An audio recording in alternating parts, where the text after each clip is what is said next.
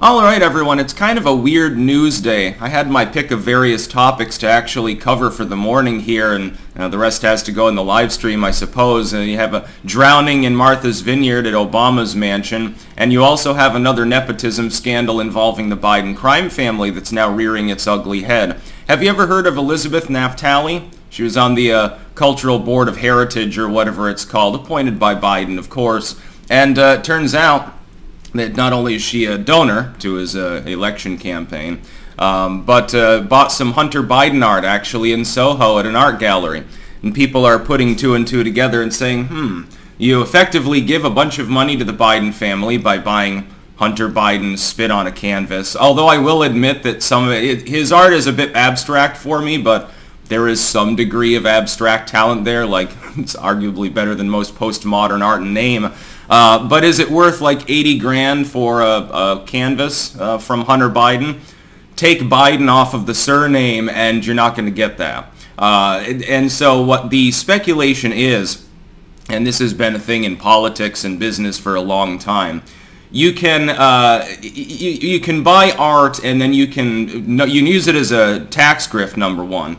You buy a piece of art that's been evaluated as worth way more than it actually, generally would be considered. Then you donate it to a museum or something, and you get a tax write-off. That's number one. Or you can use it as a form of a soft contribution to politics. Of course, you're limited in some cases on how much you can donate to a politician, but if that politician has a very talented artist son, you can give him 80 grand. You're not giving the whole 80 grand to the big guy. Hunter, of course, is keeping his fair share of the loop, but Biden's getting an extra 10, 20 grand out of it. You know that that's happening. It's just that it's basically you can't prove that. It's impossible for you to prove that unless you have a paper trail or a whistleblower. And every time a whistleblower comes forth, the FBI ignores them, and they end up having to give testimony to Congress instead. Cue the IRS whistleblower, for example.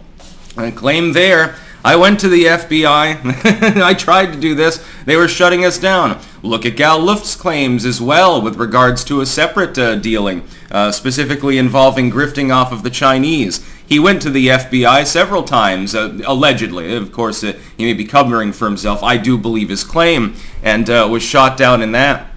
Try to prosecute somebody who's dealing in dark money, and you end up with what happened to Victor Shokin happening to you. You end up getting fired and probably gulagged thereafter under the big guy's orders. Then when the next guy comes along, Trump, of course, post Biden as VP, and attempts to investigate and see what happened, somehow he's being authoritarian. That's tyrannical, fascistic, scummy, and corrupt. What we see with the Bidens at this point is a massive web of various misdemeanors and felonies. We've got tax fraud. We know that Hunter was involved with that. He didn't file taxes for a couple of years and ended up having to pay for that. We see gun crime, which is hilariously ironic. We see literal human trafficking. It turns out that Hunter wasn't just banging hookers in state, he was taking them across state lines. That's against the law. That's a high-level felony. That's human sex trafficking, just to be clear about what Hunter Biden did and was never charged for. We've got the Burisma scandal. We've got the U.S. government's resources being used to censor people talking about all of these things for an extended period of time. That's what happened. Unfortunately, the federal court system removing the injunction on Biden's ability to do that for a while until that goes before the Supreme Court, which is a monumentally disgraceful decision, by the way. Link in the description, archived, of course. Now we have Naftali apparently buying some Hunter Biden art and finding herself in a fairly prestigious bureaucratic position. It's a total coincidence. Now, we will admit to one thing. Politicians and business people, all the elite, the rich party that you're not part of, they cater favor all the time. And so most of the time it's like, oh, they're grifting again. They're trading yachts or whatever. They do this. It doesn't always have to be necessarily a pay-to-play sort of a nepotistic scheme.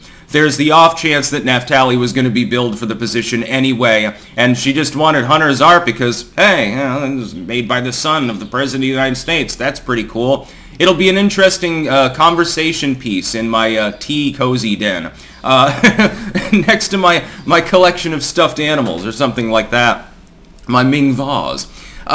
This is the way that the rich can operate, but in Biden's case, because we see so many examples where we have at least reason to believe, if not outright proof in some cases, that there was grifting going on, again, Burisma, etc., etc., etc., the speculation is probably it's not just an innocent purchase of art by someone who's just a collector, a patron of the arts. I would like to add a Hunter Biden piece to my collection because, you know, they're so special and so unique and wonderful and well made.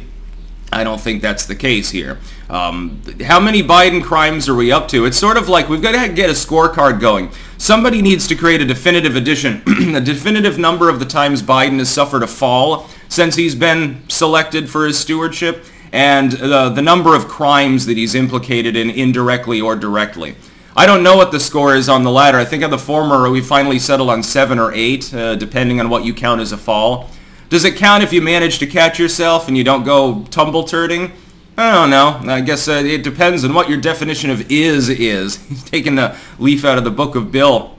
Anyway, more crime, more corruption, more scandals, more cover-ups, all of the lackluster economy, the grifting in Ukraine. It's very telling that Hunter Biden was mixed in with Ukrainians, and now we're sending them huge amounts of money when the amount that we've sent could have housed every homeless veteran and built the entire southern border bollard wall. We could have done both of these things already with just the amount we've already sent to Ukraine. I think they shipped another 300 million the other day.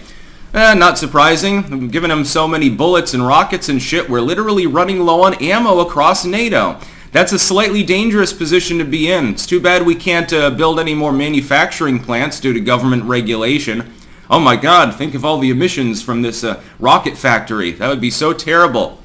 And when World War III comes, you'll see people, they'll still be hippieing it up, and they'll all be vegans, so they won't even be able to hunt after the nuclear war, and they'll all die. By the way, working that in actually as a plot line to another book that I've got in mind. That's about all. Peace out.